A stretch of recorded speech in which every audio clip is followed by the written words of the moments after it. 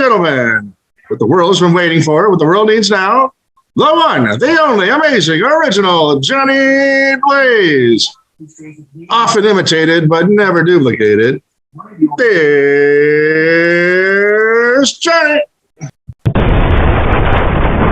Ladies and gentlemen, I'd like to welcome you all to the amazing original Johnny Blaze show.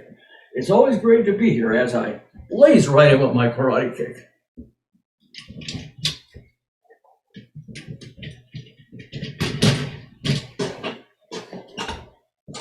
Let's have a blazing hot fun time.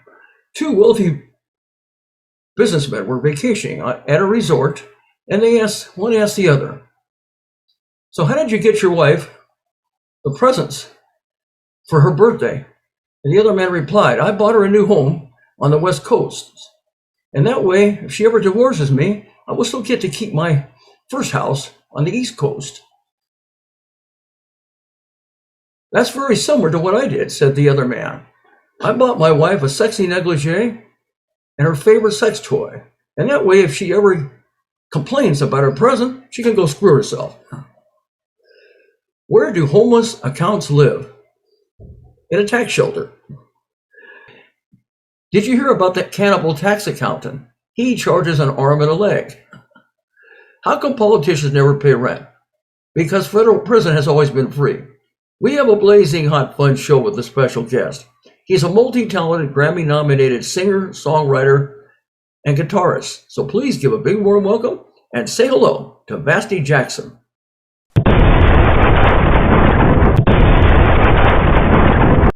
Yeah, I see it now. Can you see me? I do. Very good, actually. Okay, ready. All right. Original Johnny Blaze. I got something for you. See, I got my red shirt on because you're blazing, right? That's right. Hey, how about that? Amazing, original Johnny Blaze. I love it. The amazing, original Johnny Blaze. Wow.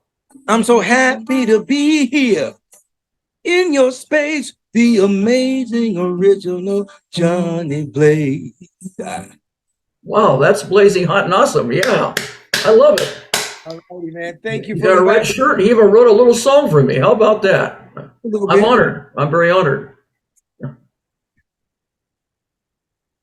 And you look great yourself. You got a nice little blue hat. You got a nice red shirt. It looks fantastic. Red shirt is for the blaze. You know, the B is for the blues. You know what I mean? I got the light there, so I got to get my shades on so they don't blind me.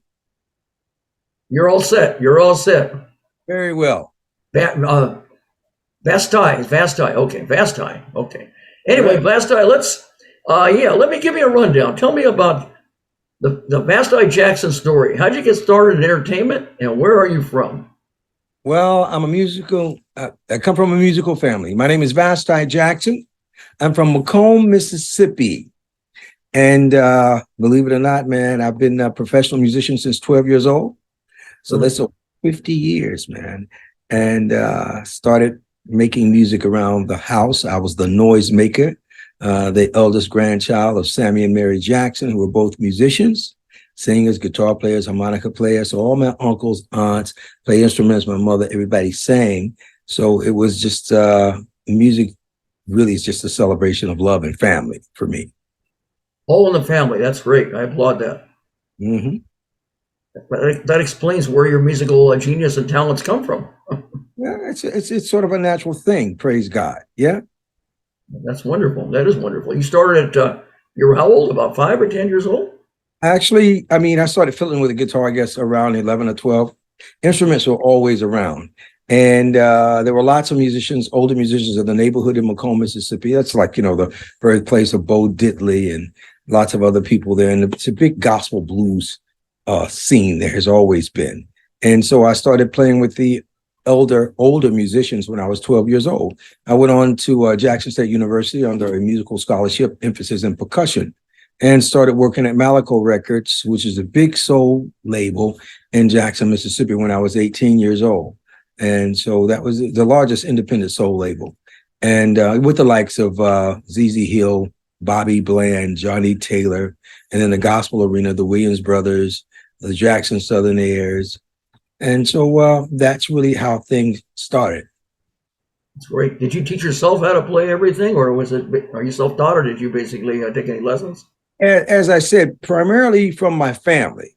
And then once I got into high school, I began to study music formally, percussion and voice and music theory. And so that's what got me the scholarship to Jackson State University. Well, that's phenomenal. So you're in Mississippi. My favorite performer was in Tupelo, Mississippi, Elvis. Oh, yeah, Elvis Presley, man. Yes. Yeah, yeah. Tupelo, Mississippi, by the way. Right. It was Tupelo, Mississippi, of course. Yes. Uh-huh. Well, you know, Mississippi has the most Grammy winners per capita than any other state in the union. So there's you got so many. Not very far. Now you're in Hattiesburg, Mississippi. Is that very far from Tupelo? Yeah, I'm probably about 3 hours from Tupelo. I'm southern Mississippi. I see. And we call this region the Piney Hills region of Mississippi. Whereas you go up, you know, past Yazoo and on into Indianola and Clarksdale, that's the Mississippi Delta. And then you got Gulf Coast, Biloxi, of course, that's the coast, you know, the Gulf of Mexico, the Mississippi beaches. Well, I'm sure it's beautiful over there. Yeah, it is a little cold right now. I'm sure it is too. Oh yeah, very cold. Yeah. Well, you're used to it and you love it. So anyway, tell me about some of your performances now. First of all, what kind of music do you go for? Is it rock? Is it pop? Is it country? Is it folk? Is it classical? Is it rhythm and blues? A little of everything. Well, you know, everything is rooted in the blues. Yeah. In American music, yeah, and especially in popular American music. You know, the blues had a baby, what? Rock and roll, yeah, from Robert Johnson and the blues, but it's also Mississippi. You're talking about country music. The Soul of Jimmy Rogers CD album in 2016 was nominated for a Grammy in traditional blues. Now, Jimmy Rogers is the father of country music, so I do all different styles of music. I've worked with Dr. John, the Doobie Brothers, B.B. King, of course, Wynton Marsalis. So it kind of goes far and wide. And I also do musical theater. I did a piece called Robert Johnson, the Man, the Myth, the Music. Robert Johnson, the father of the blues. And then we did another musical called America's Blue Yodeler, which is on Jimmy Rogers, the father of country music. So it's kind of the bookends when we look at Mississippi. You know, you got everybody from Elvis Presley, right? To B.B. King, Tammy Wynette, you know, Conway Twitty, Marty Stewart, you know, you can just go, the staple singers. You can just go on and on when we talk about, you know, musicians who came from Mississippi. Absolutely amazing. That's amazing. Yeah. And so we do a cross section. I also work with an organization called Playing for Change. And we have right now about 20 schools in 15 countries. And it's making the world a better place through music. And, you know, we have guest artists from all over the world. Bono from U2, Taj Mahal, and Kev Mo, Buddy Guy, and of course the list goes on and on. Yusuf Islam, formerly known as Cat Stevens. Last year we released a video with Cat Stevens called Peace Train, and so right now we're finishing up a project with Steve Miller. You may remember the song "Fly Like an Eagle." Oh yeah, I've heard that. Now, Play for Change. Now, are these concerts worldwide? Or are they all over the place? And are they for They're worldwide? Anybody that wants to go, or is it for unfortunate people? What is it, Red Charity, or is it some kind of a? We have a foundation, but I mean, what we do is, let's say we'll take a song like "Stand By Me," for example, and we can start the recording in L.A. or Mississippi or New York, and then we'll go to Brazil, maybe put a percussionist on it. Go to India, put someone playing sitar. Maybe we'll go to Senegal and get someone to do the kora. So it's truly world music, because we have musicians participating in the songs and the videos all over the world. And you can easily, you know, go and check this out. It's www.playingforchange.com. And thank God we just had so many people join us on projects, you know, iconic artists, you know, the late, great Jimmy Buffett. We have just so many other folk that are joining in into develop these programs. So it's not just music programs, but it's music as a tool. We work with the Ladies Society, a Mother Society in Nepal, and we're in Guguletu, South Africa. We're in Rwanda. We're in the Democratic Republic of Congo. We're in Argentina. We're in Brazil. We're in Mexico. And it's a wonderful organization, and it's been very well received on an international level. And, you know, we're in LA as well, New Orleans, other places here in the USA. Now, who's the one that created and started this? Is it you, or is it many other different people? Mark Johnson and Whitney Cronkey are the founders of this. And just great vision on Mark's part. Mark is a great engineer, producer in his own right. And while in New York, going from studio to studio, he would hear these street musicians playing. And, you know, just the organic aspect of it said, you know, I'm working in all these studios and I'm hearing such great music on the street. So I'm going to bring the studio to the street. And he started recording buskers. And then he began to record something on the street, go in the studio, do an overdub. He's in LA. He gets someone to record in LA. So we started, he started videoing as he would record and video the people outdoors and indoors. That's how that developed. So it's really a combination of truly musicians collaborating from all over the world, from everywhere, you know, from Beirut, to Boston. Wow. So you have all kinds of people that you've performed on these. And what is the largest and the smallest crowd that you've ever performed for? And you travel all over, what you're telling me. Yeah, well, I mean, we've internationally concerts and festivals and projects since 1989. I think the biggest event was the Brandenburg Gate in Germany. I think that was New Year's Eve, maybe 2019. I think we had 1.7 million people physically there, and it was broadcast, you know, across Europe. And I think there was maybe 8 million people who were actually viewing it in X number of countries. And that was with a production that I was doing called Simply the Best, the Tina Turner Story, which was another musical, a stage play, and where I was playing the character Ike, and I actually wrote some original compositions for that particular musical. And that was the biggest. Now, as far as the smallest, I don't know, because I love playing music. You know, maybe if you're the only one there, I think maybe you may be the smallest audience. But I love doing house concerts, man. I love playing. I love, you know, the exchange of music. Yeah. You just love it in general, all over. Absolutely. Yeah. I think we have a new CD that was released this year called Royal American Blues that we're excited about and getting some great response on. And it's a combination of blues, funk, soul, Americana. It's mostly electric, but a little bit of acoustic. And so we're happy about that. So that's your latest album, right? Did you create that recently, or?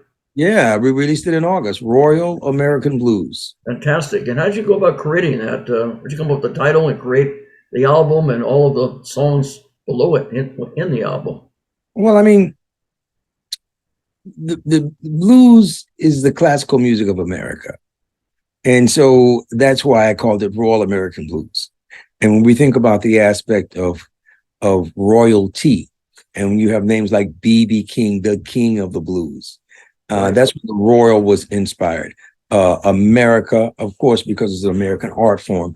You know, jazz has come out of blues and country and rock and roll and soul and funk and all of that stuff. So that was the thing. I am a patriot. I love the USA. It's a wonderful country, one of the greatest countries in the world. I won't be egotistical and say America is the greatest country in the world. There's so many great things about America, but there are many great things about other countries too.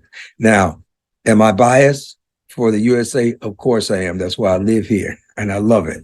And even though I've been to more countries that I can name or count at the moment. So America is royalty to me. That's fantastic. Who was your there's so many artists. Who are your greatest inspirations as a singer and songwriter that you really look up to? I mean, I know you met all kinds of people. Oh yeah, man. I mean, you know, there's two kinds of music, good and bad. That's it. You know, for me, if we're looking at the aspect of classical music, Stravinsky, Rachmaninoff, Mozart, Bach, whomever. I mean, in jazz, you got Duke Ellington, you got Count Basie, you got all of these wonderful people. We can't, not mention the late great Quincy Jones as well. Then, you got rock and roll, Jimi Hendrix, Eric Clapton, Led Zeppelin, Jeff Beck. You got country, Johnny Cash, Marty Stewart. You got all kinds of people. And of course, when you say blues, you just cannot. First, what's going to come out? Robert Johnson, B.B. King. Yeah. And then you move, on a little forward to people like Taj Mahal, Buddy Guy. And then you even move up a little bit more. You have, Stevie Ray Vaughan and all of these people. So, and in funk, what you got? Parliament Funkadelic. It's just so much great music in the world.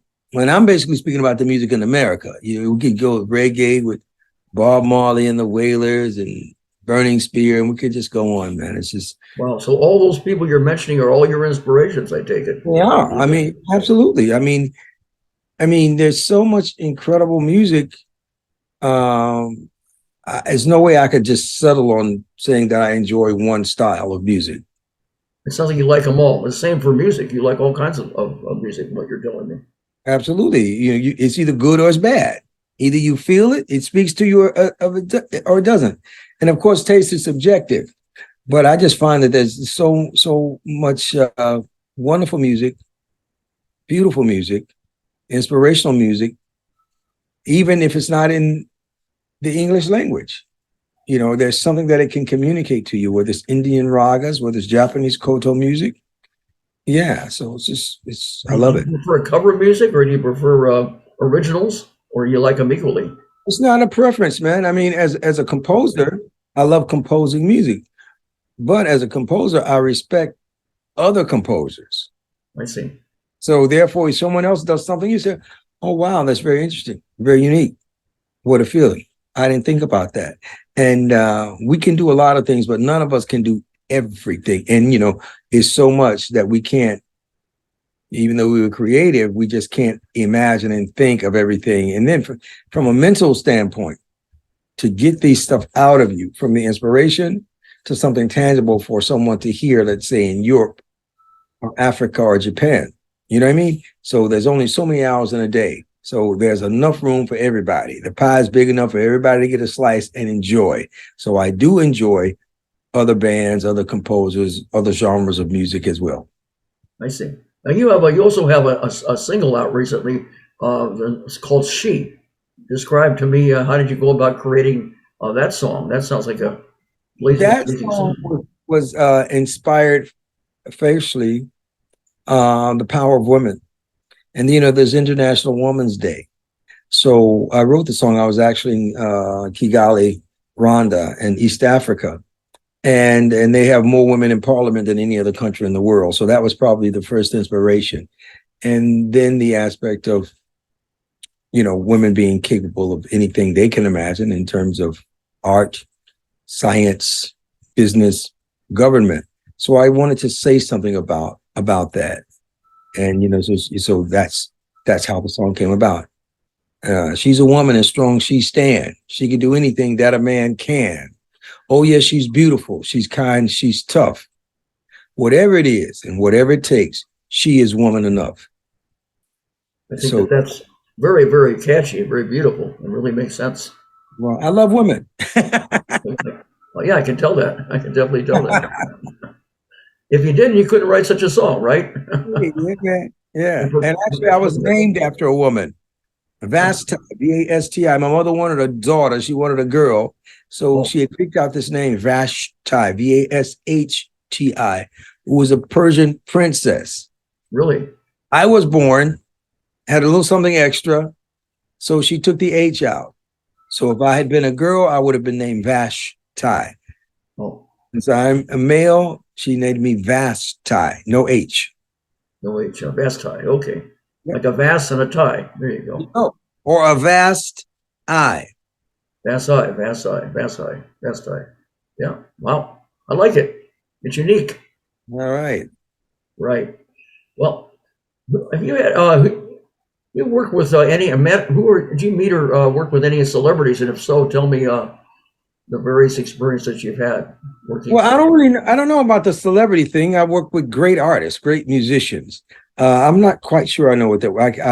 I have to go to Wikipedia, make sure I get the proper definition for celebrity. But I work, with so many artists as a producer, as an arranger. Of course, like I said, B.B. King, Harry Connick Jr., Wynton Marsalis, Cassandra Wilson, Dr. John, the Doobie Brothers, Little Feat, and it kind of goes on. Denise LaSalle, and I'm just think. Excuse me. So just lots of various artists, throughout the years, in more than a 50-year career. Bobby Rush, Taj Mahal, Irma Thomas. Wow. Yeah. So just and it's. How about Michael Jackson? Did you ever meet him? I did not meet Michael Jackson. No. Which would have been great. And I loved Michael Jackson, and I love the Jackson 5, of course. Right.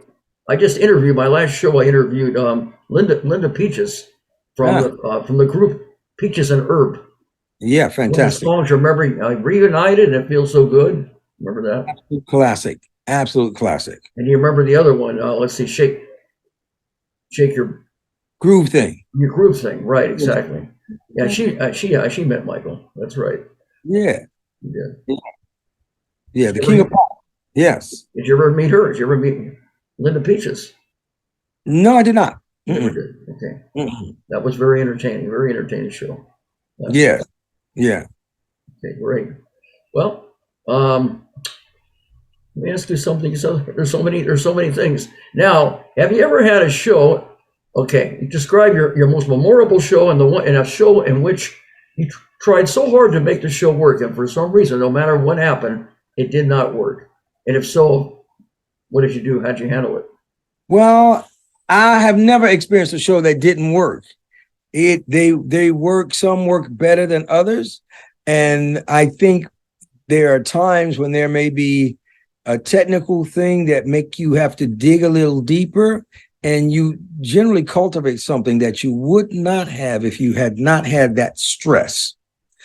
So it's about being flexible, right? Being able to pivot, and we might even say improvise. Now, one of the a unique show I think was in Austria, maybe Bregenz, Austria, where they have this stage that's built at an angle over water. So you go from platform to platform, and they actually move at certain times. The interesting thing about that is you were hoping you never got at such an angle where you ran or you jumped and you slid off stage into the water. So that was the most interesting performance that I've ever had in terms of unique. And as far as I'm thinking now about any real calamities, thank God, knock on wood, fingers and toes crossed, I've never fallen off stage, and I've never fell on stage. I've been shocked. I use the term shocked because when we say the term electrocuted, it seems a little more severe. So you have these arcs sometime from grounding, and it's a horrible jolt. And but that, I think, is really about it. Over the years, you have things that happen. You're in the moment and you're performing and you step on the base of the microphone and it's not super solid, and maybe the mic tilts and hits you in the mouth. I've had that happen. Luckily, it didn't break a tooth. But those things occur on stage in terms of accidents or mishaps, but never anything to really just stop the show and the show couldn't go on. Maybe some lighting difficulties or sound difficulties, but not really. No, You say you've been shot now. Which way were you shot? You weren't shot with a gun, but you were shocked. Like an electric shock. Oh, shocked, not shot. Okay, shocked. Yeah, and that's why shocked. Okay. Yeah, so I wouldn't say, well, I've been electrocuted, because that's a little more severe. But you get shocked because of grounding on stage. there's some water or something, or the electrical is not quite what it should be, and you're holding the guitar and you touch the mic or something like that, and you get a shock. I got you. But Well, nothing severe. Nothing. Nothing. In other words, nothing real dramatic. Everything has worked out generally, pretty much. What you're Pretty telling much me. it has. Yes. Knock on wood. That's great. I'm glad for you. Happy for you. Yes. What is your largest audience you've ever had and your smallest audience you've ever had? Once again, the Brandenburg Gate in Berlin was the largest. That was like maybe 1.7 million people on New Year's Eve, which was they call Sylvester. And I mean, you just could. I mean, it was block after block after block after block after block after block. That's giant. 1.7 million. Wow. Okay. Yeah, and then it was telecast, so it was probably 8 to 11 million people seeing it throughout Europe. Wow. And the smallest, I don't know. I've done house events, private situations, songwriters, where there's 13 people or there's 40 people. And those things are wonderful as well. I enjoy the intimacy of that as well. Now, on your shows, now, have you ever have any performance anxiety before you get ready to do a show at all? No, I don't have anxiety. There's a beautiful nervous tension. Yeah, I think sometimes you're excited, or sometimes you may even be a little rushed, cutting things a little tight. And I think that little bit of anxiousness is a good energy.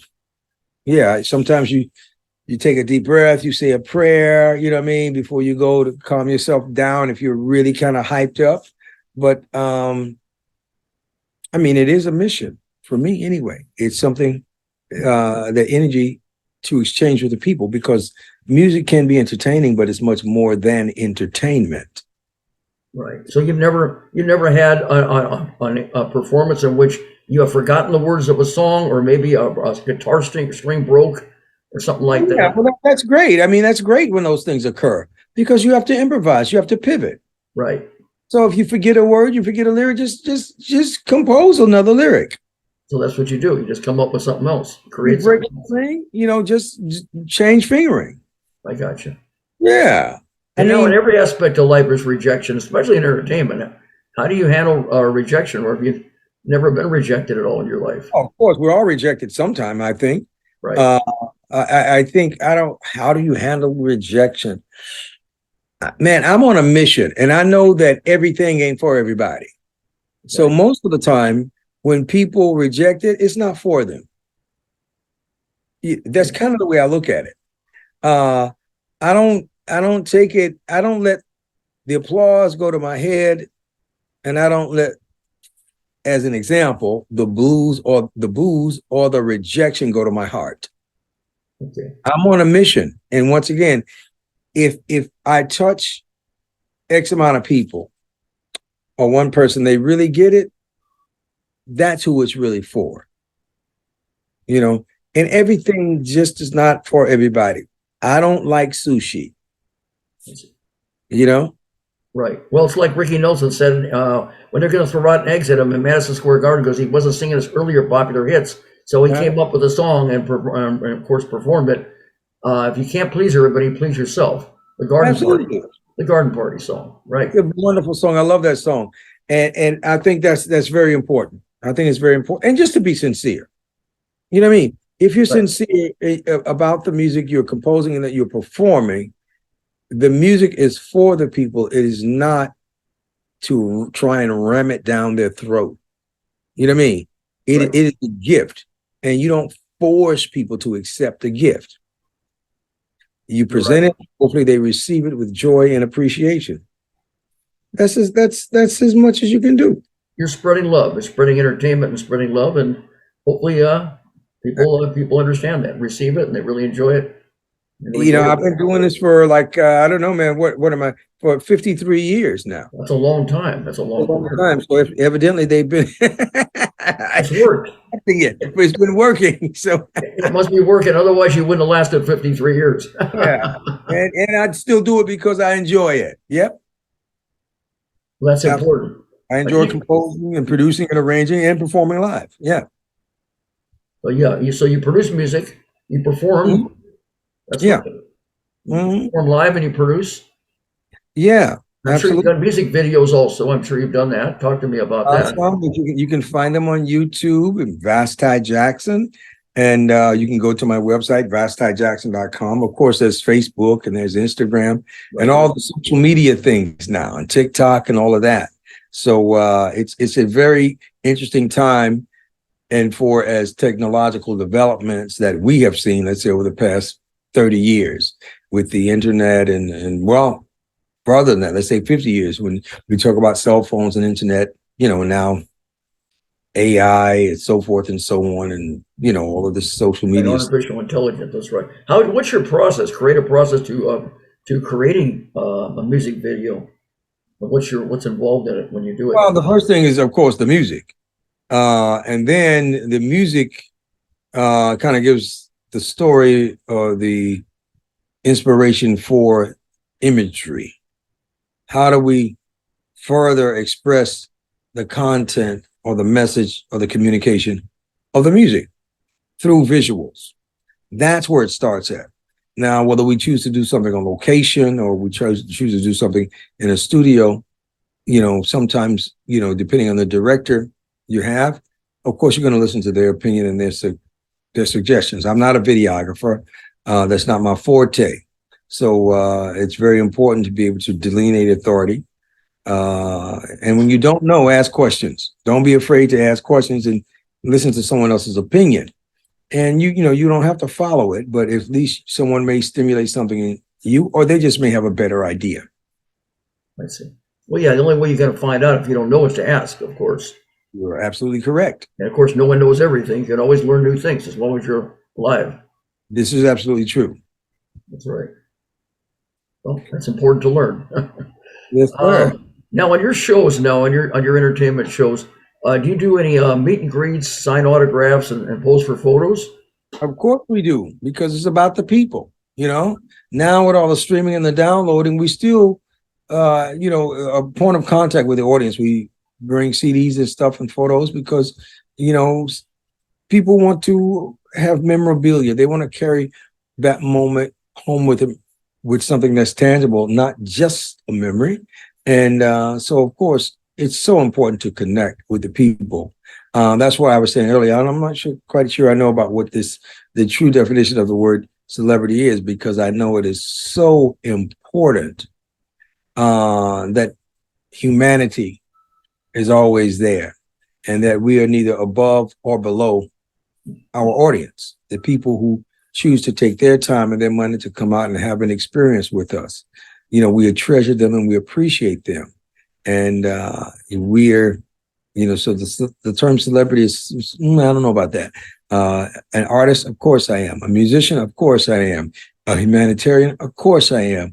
Am I the guy next door? Of course I am that too. We are all more than just one thing. I'm a son, I'm a father, all of that stuff. I'm a grandfather now. So within that, it's about the humanity of it and connecting with people and for people to be able to get close. I'm not a spectacle.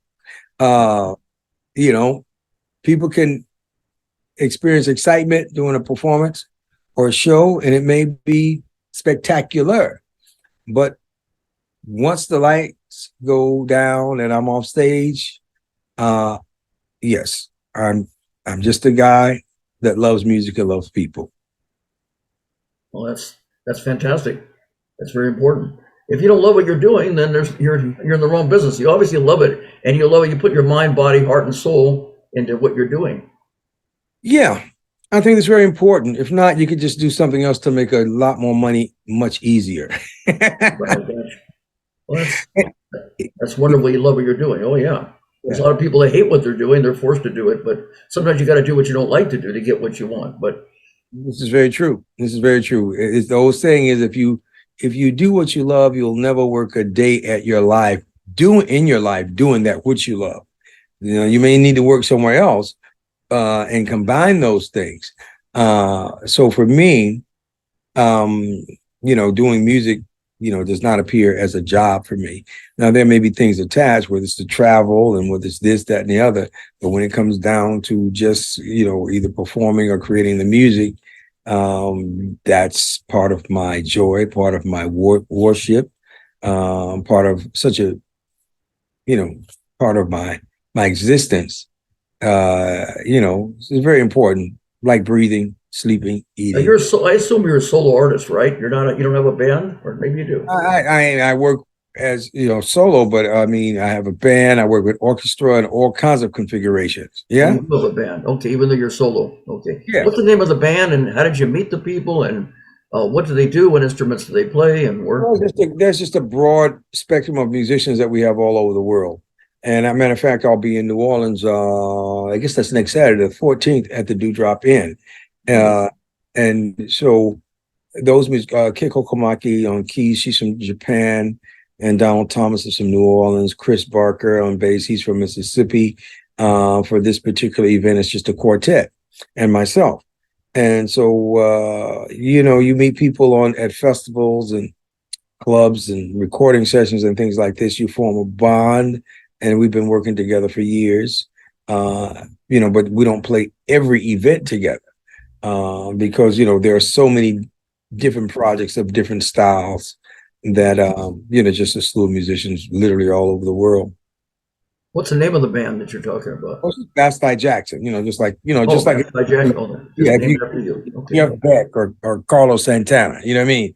And yeah, but those are the musicians, that I'll be doing this stuff. We've done some things in New York together, and we'll be in New Orleans next Saturday. That's great. And so you've done. It sounds like you've done a lot of touring. Talk to me about all your touring, and you've gone all over the world in different places. And the ones that stand out in your tours and favorite venues that you have. Well, not necessarily a favorite venue, but things that stand out is like doing a tour in Norway, in the winter, where you basically only have maybe sort of a 3 hours of dusk, and it's basically night all the time in northern Norway, up around the Arctic Circle. Those things are very memorable because it's just very unique. Also, performing in the Sahara Desert, those things are unique, quite unique.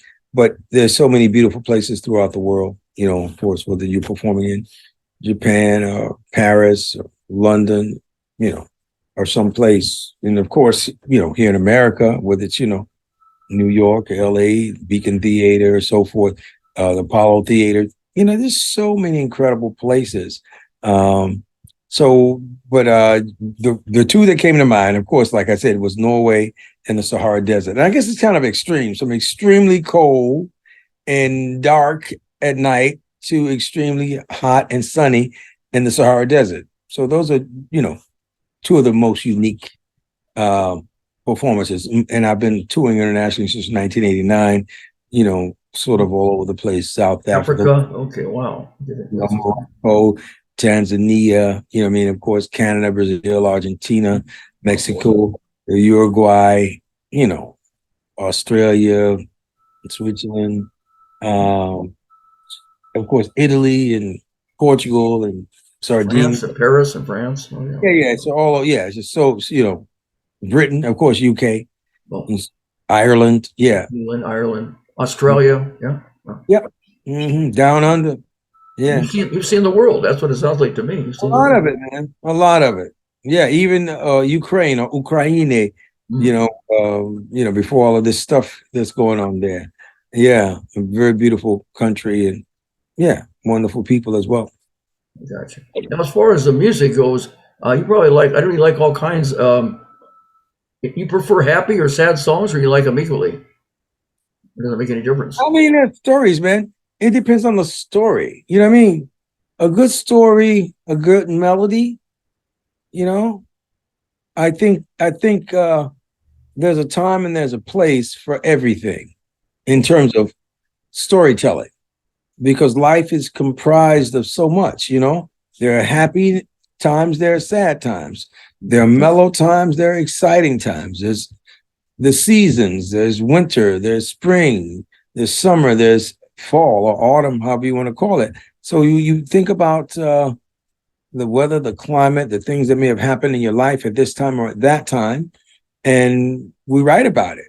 So some of them are happy, some of them are sad. Now, for me, I'm probably going to write and perform at least 85% happy. You get me? I'm not going to, play, let's say 85% sad songs and 15% joyous songs, right? No. And I say it like that because a song can still be sad and be up tempo, or it could be happy and be slow. So it's really, when I think about happiness and sadness, I think more about the story than just the musical accompaniment. So you think of the story, but you prefer the upbeat, happy songs over the sad. That's what you're telling me. It sounds like it is in terms of preference, right? Yeah. Mm-hmm. And how do you go about writing songs? You write music or words first, and how do you get your ideas in songwriting? Hey, it's just like the amazing original Johnny Blaze. That's an inspirational 4 words, right? Yes, it is. There you go. And so you hear something, you say, "Oh, blaze, fire, red shirt." That's right. It's an inspiration, and and you can make the story short, or you can make the story long. Blaze started off with a strike of a match, a small flame, right? And then we added fuel to the fire, and the blaze got higher. Ooh-wee, it was amazing. The original Johnny, blaze. I mean, improvisation. I mean, it's something that simple. You can start off there, and you can have a motif, right? And then you can elaborate a little further, a little more, rhythmically, melodically, harmonically, in terms of composition and arrangement. So you start off with stories, and you come up with words and ideas. It sounds like. Yeah, of course. And then you want to make sure that you don't speak too fast when you start, because people really need to hear and process what you're saying, or even what you're playing if there isn't a lyric. And speed is a good thing for excitement, but we got to make sure there's room, left for the listener to comprehend, to feel it in a certain way. And when we speak, we breathe. So music has to breathe too. It just can't be sound all the time. There needs to be some silence and some pauses. Variety. So you like telling a story. It sounds like whenever you write music, great music. It's important, and that's what music is. Music is a story. Okay. Even if it's not lyrics, the melody tells a story. The rhythm tells a story. Yeah. I see. Talk to me now about the shows that you've done. You've done any television, radio shows, and also some other podcasts. Well, we worked on music for HBO. We worked on music for Stars Encore Cable. There's a project we did called Last of the Mississippi Jukes with Morgan Freeman. And I think for was it the New Orleans Tourism Department, and lots of things like that. The Super Bowl in New Orleans, music for commercials, of course, things like that. Music, what was it? The Late Night with Jules Holland in London, stuff for Norwegian television. So lots of different, over the years, television things and theater things, as a performer, as a composer, as a musical director as well. So yeah, and then we have a documentary that's in works that'll be released in 2025. Right now, the working title is Vasti, Jackson, and Friends. Of course, that could change, but we're looking at probably March of 2025 for that to be released. And there are other projects that'll be released in video form from Playing for Change as well. Well, you're a busy guy. You're a busy guy. A little bit, yeah. Well, happy person, right? I don't know. I think I'm about as busy as I want to be right now. And I guess it's the holiday season too. So I'm enjoying the flexibility of not actually being on tour. Yeah. Sometimes you don't feel like being on tour. I see. Well, yeah, of course. I mean, life is about balance. Yeah. Right. So sometimes it's a Saturday night and I want to be available to be on the amazing original Johnny Blaze show. I'm glad you made the time. I'm really glad, Vasti, that you made the time to be on our show. Yeah, in Central Time, 11 p.m. Normally Saturday night, I'm going to be on stage. Yeah, next Saturday I'll be on stage. Right, but I'm honored that you're a guest on my show and that you've taken the time to be on the show. I think that's fantastic. That's blazing amazing. Yeah. Absolutely blazing amazing. We'd like to thank Molina and Sarah for hooking us up. Oh yeah, I'm just gonna say that. I want to give a shout out. Melina Moy is a friend of mine. She worked with me in a telemarketing job, and my boss Brian Chester, who's from England, said he let her leave the job early to pursue what was in her heart, which is to make it in show business. And Wonderful. she made a giant as a left-handed guitarist and singer and songwriter and tours and all kinds of awards. And anyway, in fact, I saw her in Hollywood. I saw her show the Hard Rock Cafe, Mhm. and her publicist Sarah made it possible. And I asked her if she knew other people in the business. Sure enough, so Sarah hooked me up with the last one that I had, Linda Peaches Davani, and now I'm talking to you because of that, Vasti Jackson. So it's important to network. That's very important. It is, man. And they're beautiful people, and the energy is wonderful. There's some great symmetry there. So once again, when they told me about this, I was okay. Well, don't worry about it. Yes, that's the date. I'll make time for it. So I'm glad to be here. Like I say, I'm really glad that it's worked out and you are here. Yes. And that's an honor and privilege for you to be a guest. I don't take anything for granted, and I do my best to be as prepared as I can be on each guest. You are my 74th episode now. Wow. Wonderful. Kudos. Yep. We started in, producer of mine, a friend of mine said the shows were going on Zoom. I had never heard of Zoom. And so when the pandemic came about, it was 2020. My producer and I, we decided it's a two-man operation to do this show, and we've been doing it ever since. Nice. And loving it, truly loving it, and met all kinds of interesting people. Yeah. Yes, sir. Right. So, like I say, that's fantastic that you're doing it. Thanks for, I was going to go ahead and do a shout out, so I'm glad you mentioned it. Yeah. Well, great. They deserve it and more. Yeah. I never take anything for granted. I never take anything you take for granted, you can lose, of course. So, right. It's possible. Yeah. That's right. So you've done some TV, you've done some, it sounds like you've done some podcasts and some radio shows also. Yeah. Yes. Besides this show, of course, other ones. I haven't done my own podcast, but I've been guest, and video interviews and things of that nature. There's a bunch of stuff on YouTube, and so so we've been working in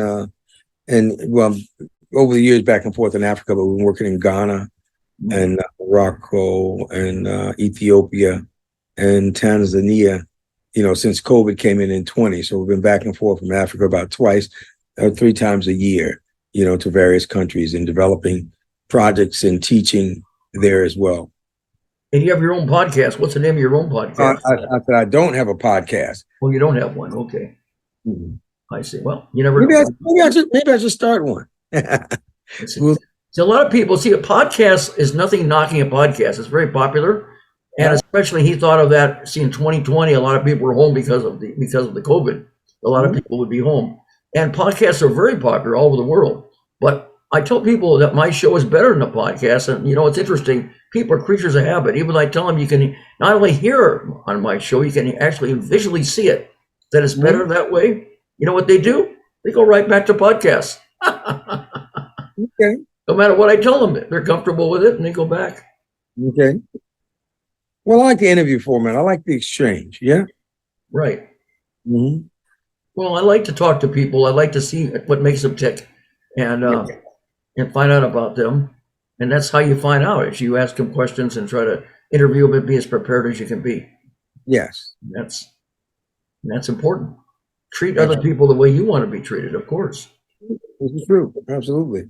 And it's good, man, to see what's going on in other people's world. Yeah. Sure. And sometimes, we feel like we can kind of be in a bubble, even though we're traveling. A lot of times, you see early tours, I would, it was plane, train, bus, hotel, stage. Now I'm making a point to always keep a little time in between so that, we're here, so let's have a day off so we can see the city or go and do this and do that. Because otherwise, you'd spend all your off time let's say, vacationing to places that you've been on stage, but you really didn't see the city when you were there. So now I make it a point to bring things up a little bit, not just a string of one-nighters, one-nighters. Where you do 3 or 4 shows, then you have a day or 2 off, to see some things, especially with people who haven't traveled a lot, musicians. So I want them to have the opportunity to, see some of the iconic locations. If we're in, let's say, Rome, then you want to go, see the Vatican. If you're in Paris, maybe you want to go to the Louvre or the Eiffel Tower, just certain things. Well, it's important to change it up then. Everyone to know, right? Yeah. It could be too stale and everything. Absolutely. Any particular artist that you'd like to open up for at all? I haven't thought about that. No, I mean, I really can't call anybody's name. It's just that, I love playing, so that's it. We want to, just keep doing it and keep growing and, do bigger things, more fun things, more wonderfully artistic things, add more smiles to people's faces and do different things. That's important. You play guitar now. What kind of guitar do you play? Is it electric, acoustical, or both? Is it lead? Is it rhythm? Is it bass? Both. All of the ones that you quoted. Yeah. You do everything. Okay. Okay. All right. Okay. Is there anybody in particular you ever wanted to collaborate with? I know you worked with other band members and other people. Is there anybody in particular that you haven't? Collaboration right now. Well, when I was a kid, in high school, there was a wonderful band, and you may recall the name Tower of Power. Tower of Power. That sounds very familiar. Yeah. Very, very amazing horn band. And now you have people like Snarky Puppy and things like that who come from that, let's say, that ilk. So, and they're still around and they're still performing. So maybe I'll just have to, find a way to make contact with them. Right off the top of my head, that comes to mind. If there was someone I want to work with, Tower Power. Tower Power. Okay. Yeah, you never know. Maybe you will be able to. Maybe. Yeah. Like they say, Tom Hanks, life is like a box of chocolates. You never quite know what you're going to get. Hopefully it's something sweet. Forrest Gump. Absolutely. Bubba Gump, baby. Wow. Interesting. Yeah. Yeah. Now you've done theater also. Is there any theatrical performances that you've had to stand out in your career? Well, I mean, as an actor, yeah, I mean, the Robert Johnson musical, the stage play, that wasn't a musical, where I played Robert Johnson and I had to do that music and that character, Robert Johnson, the man, the myth, the music. And I think that's a link on my website. And then the thing that we did, Tina Turner, Simply the Best, the Tina Turner story. And that was out of Berlin, Germany, which I didn't know the theater market was so huge in Europe, where I was playing the character Ike Turner and the composer for that musical. Oh, that's great. You played Ike Turner, your husband. That's great. And then there's one called America's Blue Yodeler, and that was on the music of Jimmy Rogers. And I played the character Hobo Bill, stage play. And I think the last one, the Tina Turner thing was the last one, but before that we were doing one called Hell and High Water, where I was the composer, musical director, and one of the actors. So, either way, I mean, if it's acting, if it's music, if it's behind the scenes or center stage, it's fine for me. I see. Did you ever meet Tina Turner? Did you ever have the opportunity? I did not meet Tina Turner, the iconic queen of rock and roll. No, I did not. Okay. I met Ike years ago. Ike, yeah, you played him. You also met him. Okay. I mean, I think Long Beach, California, matter of fact. Yeah. Tina Turner, I mean, she had a career with Ike. Of course, that's where Ike and Tina Turner, but fortunately she was able to escape Ike because he was abusing her, and she was able to get away from him and have a good life. I think he was able to get away from her too. Well, it works both ways. Well, listen, man, there are no relationships that are completely one-sided. No, I know it works both ways. So now, listen, I wasn't there, but I mean, in terms of just when we talk about relationships, you know what I mean, and so in the business and all of that stuff. And at that time, as things developed, she, as you said, she was able to get away from that situation, and she had a wonderful career, Right. Musical career with Ike, and she had a wonderful career as a solo artist after Ike and Tina Turner. Her solo stuff is absolutely amazing as well. She's Queen, awesome. Kathy Tina Another great singer performer is Whitney Houston. That's another one that was great. Absolutely wonderful, amazing. Yeah, so many. Whitney Houston, you ever get no? I've seen the show, but I never did meet her personally, not one on one. But I did perform live. Amazing. Yeah. Yeah, she was something. Really was Mhm. something. Yeah. Yeah. Some of the greatest people ever. Happy memories. Unfortunately, some of them got involved with poor habits and addictions, drug addictions, and are not around anymore. So This is true. Yeah. this is unfortunate. Very much so. Every day you're above the earth is a blessing. You can be here today, gone tomorrow. That's right. I think so. I mean, we have the opportunity, man. Every day there's a rebirth. Another day, another opportunity. Yeah. That's correct. I think that's wonderful. I think it is wonderful. Yeah. Yes. Well, last time I was wondering if you had to do anything over again in your life and your career, would you do anything differently? Ooh, let's see. Yeah, I would learn more early on about business in general. I think in terms of this public education, that by the time people get out of high school, I think they should really know about investments.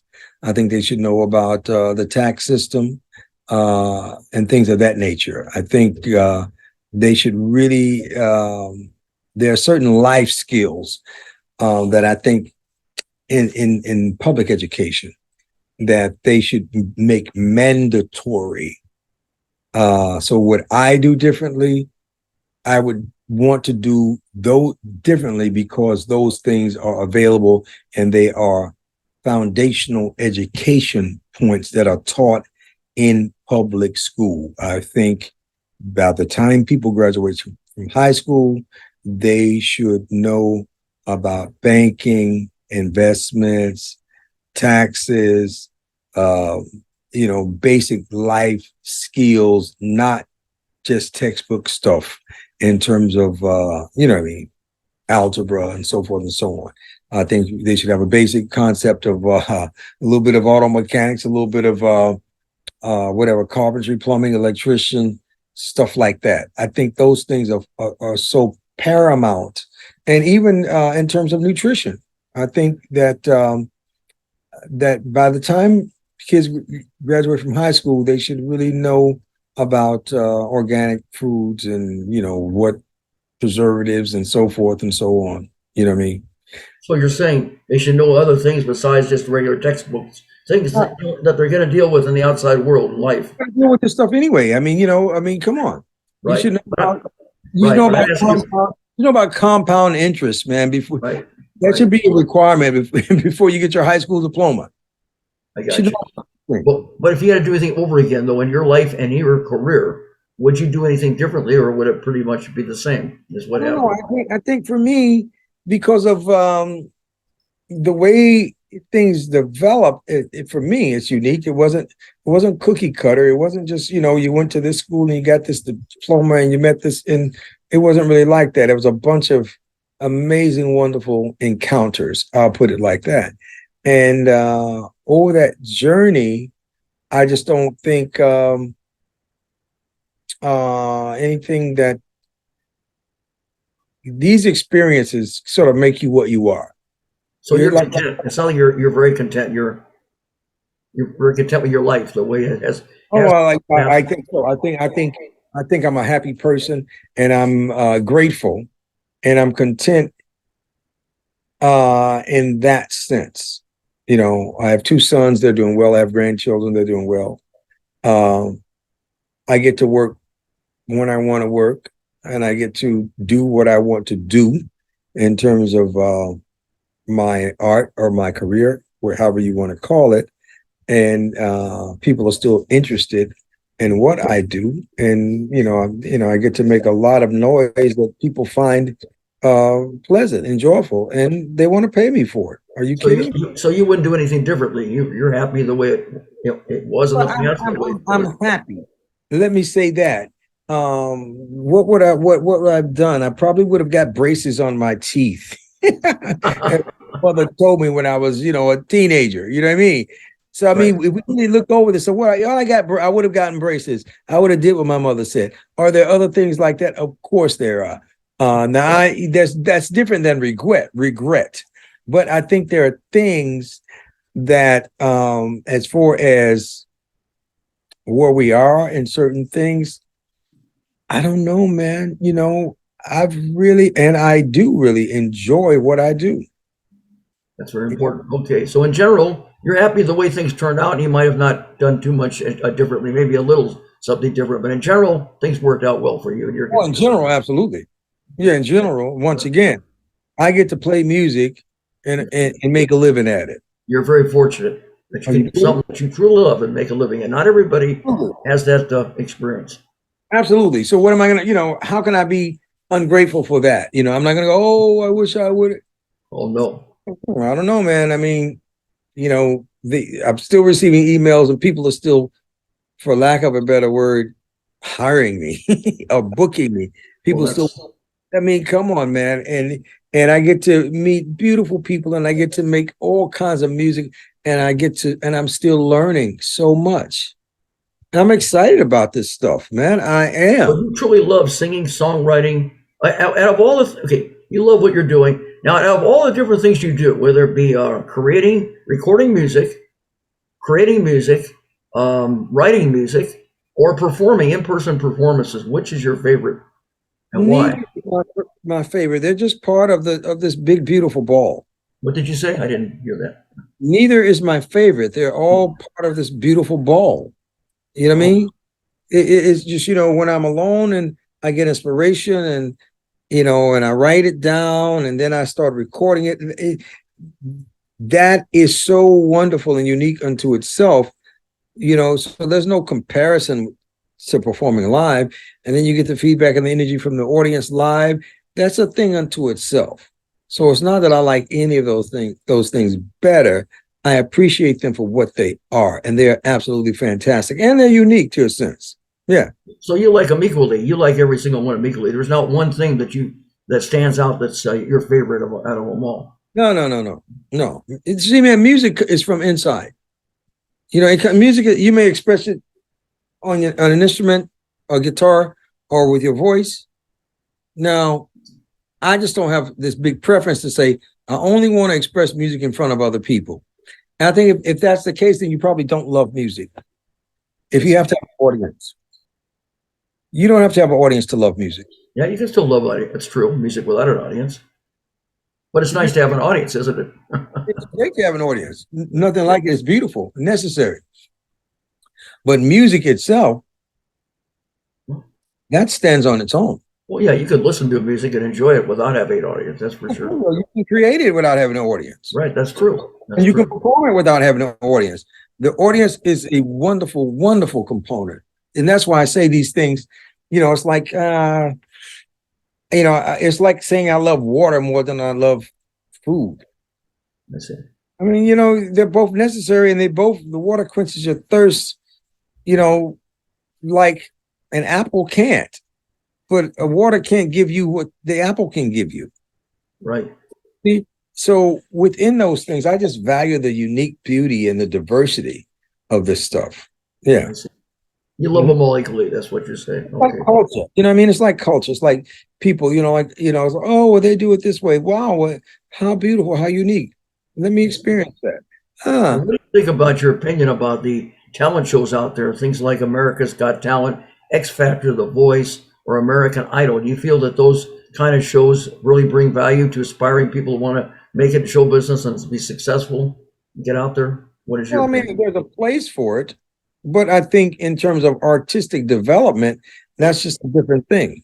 I mean, if you see the thing about music and art is that they can be so unique, whereas you may have someone that will never, get a vote on American Idol, but they're still great artists. You could say Macy Gray. You know, they're looking for some big dynamic thing that hits the masses like this and backstory. There's a lot of things that are involved, and that's okay. It is what it is for what it is.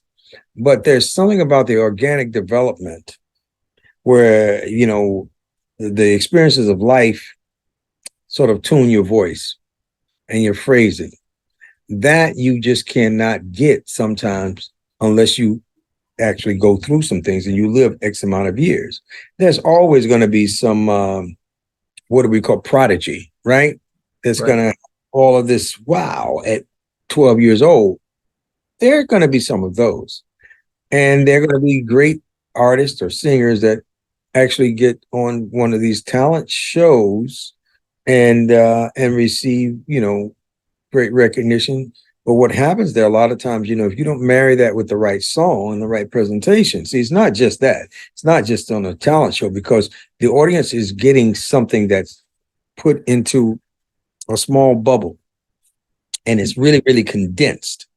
So now, if you take that artist that won, if they don't have the right song and the right producer and the right something, they have a great voice, but they have to have a vehicle to carry that voice. And that's the song and that's the production, right?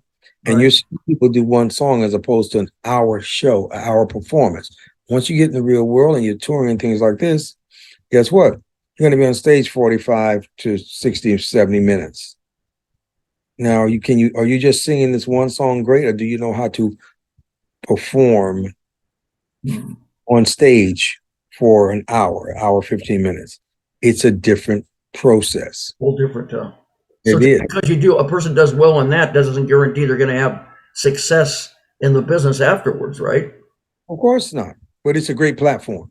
I got you. Yes. Now, what about, okay, is your success, okay, there's people that, you know, that all the time that audition for different roles, whether it be acting or singing or, you know, whatever they're doing. It could be commercials or whatever. And they put their all into it, the performance of the audition, right? But they don't get the call back. I'm sure they feel terrible about that. Has that never happened? That's never happened to you in your life, or? Of course it has. Of course it has. But I think the thing is that, you know, after a while, you understand that taste is subjective, and Right. that, you know, you may be great for it, but there may be just this one thing or three or four things that the producer or the director is looking for that they don't see in you. Doesn't mean that you're not great. So it doesn't mean you don't have talent. It just means that you don't have exactly what they want or what they're looking Hey, for. oh man, you know, I wish you were 3 feet taller. I Right. wish that you were 7 inches shorter. Right. You know what I mean? You know, there's something about the way you pronounce that word. This may not be as refined as we'd like, or just not be stylistically like that. You may walk in the room and your energy just may not be the energy that they're looking for. It doesn't mean that you're not. Right. You just may not be. Once you give up, you're finished. And just because if one door closes doesn't mean another door could not open up. It's possible another door can open. Oh, absolutely. And someone may say, listen, I really like you. I don't think you're right for this, but we have another thing that I really like to invite you to audition for. Right. You know what I mean? Everybody is not perfect for everything. Right. Now, if a person hears compliments from, let's say, a talent booker or a producer on a show, the compliments may sound nice to the ear, right? But if you don't get the call back, then they don't have as much meaning. It just means they said it's like it's the old saying, if it costs people money to talk, they keep their mouth shut. It has to add up to millions of dollars. In other words, it's not just the compliments, it's the action. Will they think the person is so highly that they'll actually call that person and put them on the show? Or are they just mouthing nice words just? Well, I think, of course, that does occur. One thing that we know at a certain level, everybody is good. Everybody may not be great, but at a certain level in the industry, everybody that's in that circle is really good. Of course. And so therefore, and most professionals actually know about their own skill set. So whether someone compliments me or not does not inform me, listen, of that which I know. I see. If I know that my skill set in this area is not as strong as it should be, no matter how someone compliments me, I know that I need to polish that a little bit more. I see. And if I know I've done an excellent job and someone says that was horrible, I know that it wasn't horrible. See, presentation and perception are not the same. You can believe in yourself and feel that you're real talented and persistent on something. And even if you hear compliments, that's nice.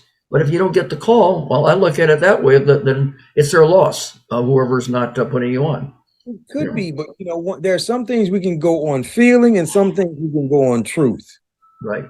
And that which we know. There's a difference between believing something and knowing something. Right. Well, you can't make or force anyone to do something. It's, if they have a show, it's up to them. They're going to pick who they want, and they can have all kinds of people that come to them. And someone has an idea in their mind. They've already formulated that which they want. Right. And I don't care how great you are. If you're not that formula that they've already locked into, right, then that you're not part of the equation for what they want to develop. I got you. They're not bad and you're not bad. They're not wrong and you're not bad. They have a formula. They have an idea. They have this picture in their mind. And this they want, and you may not fit their picture. It does not mean that you're not good. I see. It also doesn't mean that you're not bad either. I see. Okay. I mean, when someone wants oysters, they don't want a donut. That's true. Maybe the greatest donut the most flavorful donut in the world. Well, different strokes for different folks. You go. You said it. Yeah, one person's treasure, someone else's trash, right? Okay. Absolutely. Yeah. That's what makes the world go round. Okay. Well, if you don't get the part, you weren't what they wanted. Right. But that doesn't mean you don't have talent, and maybe somewhere else, something else will come about. I think with most people it does. I mean, I don't care if you're speaking of Denzel Washington, you know what I mean? Right. Whoever you're talking about, you know what I mean? John Wayne, you know what I mean? Of course. Wood, you know what I mean? James Earl Jones, you can go down the list. They are not right for every role. Nobody is. That's for sure. Someone. Right. You have any advice for people that really want to pursue all these things, and whether it be acting or singing or songwriter or doing commercials or anything in the business or doing a comedy or dancing or anything involving the entertainment? What's your advice for them if they want to become successful, no matter they know how difficult it is? What's your advice to them? Success, the word success is not static. You know what I mean? And it's not one thing.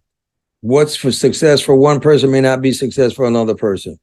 Somebody says, man, if I could just get to Madison Square Garden. Man, if I could just be on this television show. Man, if I could just make $1 million. Someone says, oh man, I won't be successful until I make $1 billion. So success is not the same for everyone. Now, if you love it and you enjoy it, then that's the first thing. I wouldn't do art in terms of saying, I got to do art to make money. Nah. So I would do it because I love it and I enjoy it. Because it's kind of difficult. If you don't enjoy something, it's kind of hard to convince other people that they should enjoy it. That's true. You know what I mean? So when it comes to that type of job, that's a little different, you know what I mean, than doing asphalt on a highway, you know what I mean, or building bridges, a little different. So when it comes down to something where you're going to be exchanging with people, something that is supposed to be delightful, for lack of a better word, then you better be delighted about it. Of course. You be delighted about that which you're bringing to people to delight them. Right, because if you don't like what you're doing, people see it. They feel the energy. What you love. They feel the energy. Yes. Of course.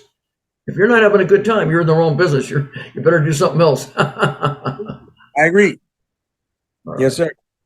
Anyway, Vasti, do you have any present projects right now going on? Tell me about some of your present projects. Well, the present projects that we have going on, we're working with an incredibly talented young man by the name of Keith, Prince of the Delta Blues Johnson. He is the great nephew of Muddy Waters, the great blues icon. We're working with another young lady who's absolutely exceptional. Her name is Red Velvet, and that's her stage name. And Crystal Tucker. And so those projects are going on. And of course, we're always developing things with Playing for Change as well. But those are the things that are on festival that are on the table right now. Now, the people that you say you're working with, what are you working on? Anything particular, or Oh, we're working on the album project with Keith Johnson. That'll be released in 2025. Project with Keith Johnson. What will you be doing exactly in that project? It's a blues album. Oh, it's a blues album. Fully, yeah. He's the great nephew of Muddy Waters. Oh, and fantastic. Working on singles with Crystal Red Velvet Tucker. Oh, wow. And so we're also working with Donald Harrison, the great jazz saxophonist. And once again, the documentary Vasti, Jackson and Friends, which will be probably spring of 2025. Fantastic. That's what's going on. And we, there are some live dates here in America and in Europe. Great. Else, I think, no, that's it right now. That's it. Do you have any future dream projects you haven't done yet, but you really love to do in the future? You haven't been I don't really have a dream project. I really don't, because all of these projects that I'm doing are just absolutely incredible dreams that are coming to life right now. Okay. Right now, and that is a sort of a continuous thing, and some of these things are literally beyond my imagination. So I'm excited for what's to come. You know what I mean? Not that I know everything that is coming. Fantastic. And I'm enthused about it as well. You have a lot of great things coming up, a lot of blazing hot and awesome projects and things going on to look forward to. That's for sure. Great adventures. Yeah. Yeah. So, and what was that? That's what's kind of on the table right now. And, and we're just, what else was there? No, just tours in Europe, and work in Africa, and then some things here in the States. That's what's on the books right now. Tours and states, and your documentary coming up, and then working with those other people for the blues project you're talking about, right? Keith Johnson, and Crystal Tucker, and then right, doing dates in Switzerland, Italy, Spain. Putting together a tour for Europe this summer. Wow. So, the summer of 2025, of course. You said those people were related to Muddy Waters. You said they were related to. Okay. Keith Johnson is the great nephew of Muddy Waters. Yeah. Oh, great. That's great. Well, that's a lot to keep you busy. That's something to be excited about and to look forward to. All those projects. Yes, sir. And we're doing a presentation in honor of B.B. King, because 2025 is his centennial anniversary, the 100th year of his birth. Oh, really? So we're doing a big concert in honor of the King of the Blues, B.B. King, as well. That's fantastic. April. Yes, I salute that. That's fantastic.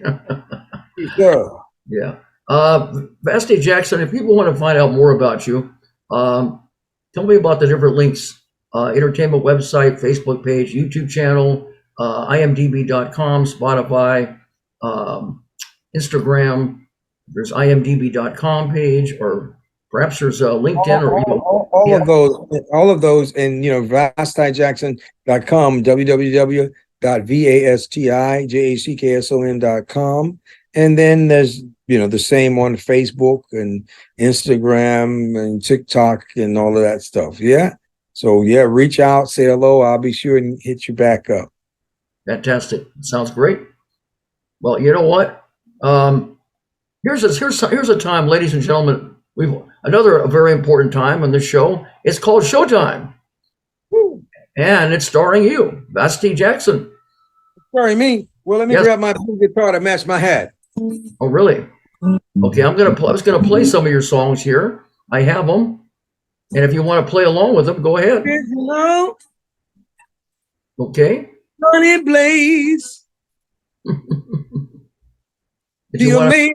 Original Johnny Blaze, and I'm so Johnny, that you had me in your space. The amazing original Johnny Blaze. I love it. Wow, I love that. That's cute. All righty, buddy. That is cute. I had some other impressionist and comedian in the past who was impersonating me. That was cool also. All right, very nice, very nice. Yeah, the headliner in Vegas. Cool, man. Cool. Well, Johnny, thank you so much for having me, brother. Pleasure. I'm going to go ahead now. We are going to have Showtime with you, Vasti Jackson. So we're going to go with the first song. And the first song is called Voodoo Boogie. Have a blazing, amazing time, ladies and gentlemen. Voodoo Boogie from Vasti Jackson. We're blazing forward. All righty.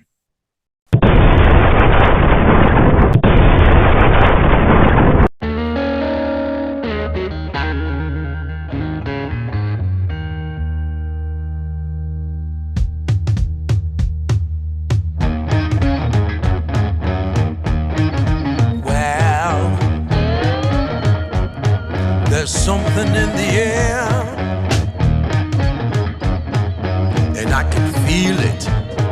Oh yeah, that jungle beat, get in your feet, make you get up out of your seat. It feels so good, you can't sit still. It feels so good, oh what a thrill. That voodoo boogie, voodoo boogie. That voodoo boogie, voodoo boogie. Well, it's good for your body, yeah. Good for your soul, yeah.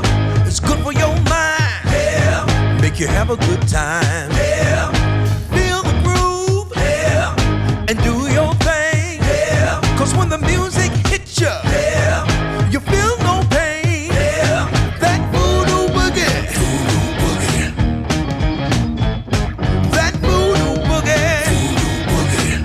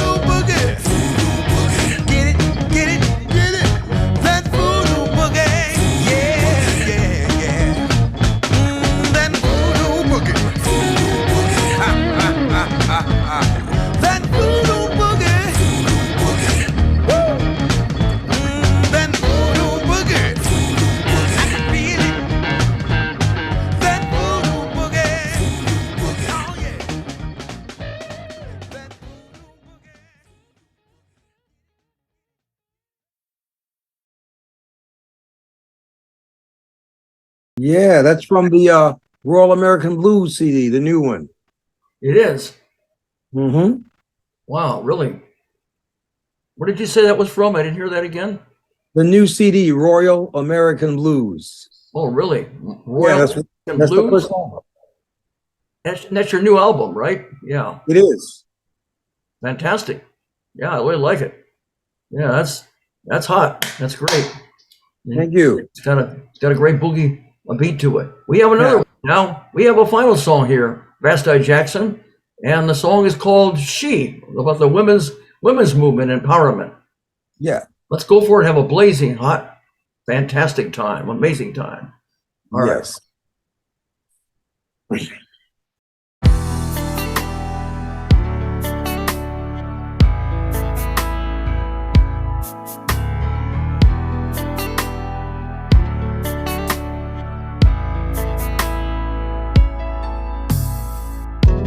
She's a woman, and strong she stands. Yes, she can do anything that a man can. Oh yes, she's beautiful, she's smart, she's tough. Whatever it takes, she is woman enough. something else I'd like to say. She goes to work, yeah, she gets the job done. She takes care of home and leaves nothing undone. She can be a wife, mother, and best friend. Yeah, she's the boss. She can be the president. Congratulations, Madam President. She is woman enough. Yeah, she can do anything. Oh, she is woman enough. Just do what you wanna do. She is woman enough. We believe in you. She is woman enough. She is woman enough. Just do it.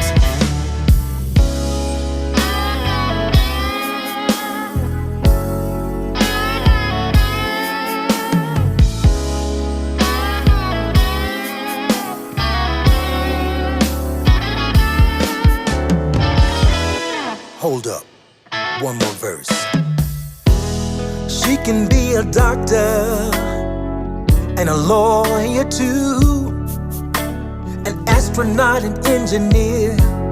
She can do anything that she wanna do. No, the sky ain't no limit, 'cause she can fly beyond the moon and stars. She is woman enough. Let's give her some applause. Congratulations.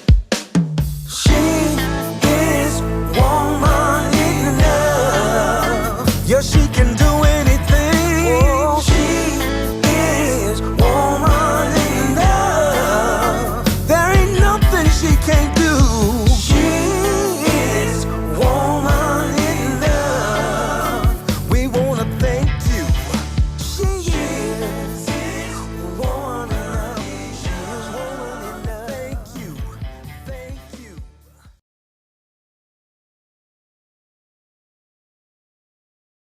All the women of the world.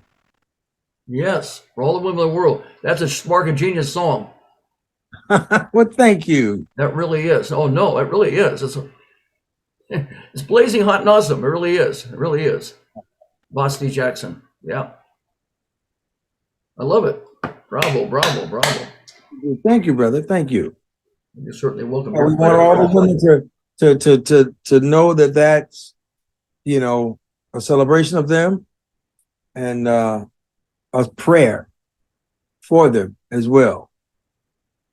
Well, I think that that's fantastic. I'm sure all the women in the world will truly applaud you and salute you for what you've written and produced. That's something to be proud of. It really is. Thank you, sir. You're welcome. Well, you know, Vasti Jackson, the time has gone by fast. I've really enjoyed having you on as a guest on the Amazing Rich Johnny Blaze Show. Thank you. I'm glad to be here. And you continue to blaze more trails. I'm sure you will, in entertainment and in life. Keep going forward. Don't look back. You're accomplishing quite a bit. You love what you're doing with every bit of your heart, mind, body, heart, and soul, and you really do motivate and inspire people all over the world for what you do. Well, it's you know, I'm honored and it is a privilege to have it to do and to be received time and time again and to share with people all over the world and of course the youth. It's my pleasure to talk to you and interview you. I really have enjoyed it. All righty, Johnny. Likewise. Thank you again, brother. Okay. So what I want to say, I'm going to say to all my fans, as I get ready to wrap up and close this show, I always say to all my fans and friends, always keep a smile on your face and a song in your heart. And until next time, happy trails and blaze out.